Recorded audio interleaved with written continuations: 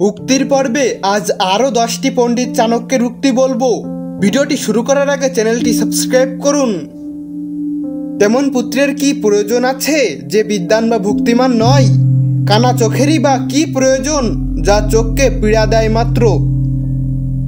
অতিরিক্ত অহংকার, কটু ভাষণ, নিদারুণ দরিদ্রতা, আত্মীয় স্বজনের শত্রুতা, অসৎ ব্যক্তির সঙ্গলাভ এবং নিন্দনীয় ব্যক্তির সেবা। যে মানুষ নরকবাস করবে, এগুলি তার চরিত্রের লক্ষণ। বিপদ আপদ প্রতিকারের জন্য কিছু ধন সঞ্চয় করে রাখা উচিত। স্ত্রীকে ধনের বিনিময়ে রক্ষা করতে হবে এবং কি ধন কি স্ত্রী সব কিছুর বিনিময়ে নিজেকে রক্ষা করা উচিত। পরের বসে থাকা মানে পরাধীনতাই সকল দুঃখের মূল, স্বাধীনতাই হলো সকল সুখের মূল। একে সংক্ষেপে সুখ দুঃখের লক্ষণ বলে উল্লেখ করা হয়েছে। পৃথিবীতে চন্দন হলো শীতলতা প্রদানকারী বস্তু। চন্দন অপেক্ষা চন্দ্র আরও শীতল, আবার চন্দ্র থেকে অধিক শীতল সাধুসঙ্গের সংস্পর্শ।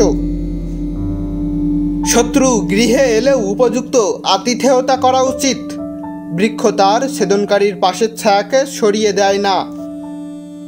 সব মানুষ যে দাতা হতে পারে না তা বংশের দোষে। কর্মদোষে আসে দারিদ্র্য। সন্তান বেপরোয়া হয় মায়ের দোষে, আর সন্তান মূর্খ হয় পিতার দোষে। যিনি সদ্বংশে জন্মগ্রহণ করেছেন, যিনি সচ্চরিত্রের অধিকারী, যার মধ্যে বহু গুণের বিরলতম সমাবেশ ঘটে গেছে, তিনি যথানিয়মে সকল রকমের শাস্ত্রানুষ্ঠান করে থাকেন, তিনিই বয়সে প্রবীণ এবং যিনি আদেশ দিতে পারেন, এমন মানুষকেই প্রধান পদে নিয়োগ করা উচিত। যদি জ্ঞানী ব্যক্তি উপার্জন করতে না পারেন, তাহলে তার জন্য শোক করা উচিত নয়। আর যদি কোনো অজ্ঞানী ব্যক্তির কোনো জ্ঞানী বন্ধু থাকে, তার জন্য হাউতাশ করা উচিত নয়। যে নারীর পুত্র এবং পৌত্র আছে, তার স্বামী না থাকলেও তার জন্য শোক করা উচিত নয়। মহান মানুষের চরিত্রে নানা বিস্ময়কর বৈশিষ্ট্যের অবতারণা দেখা যায়।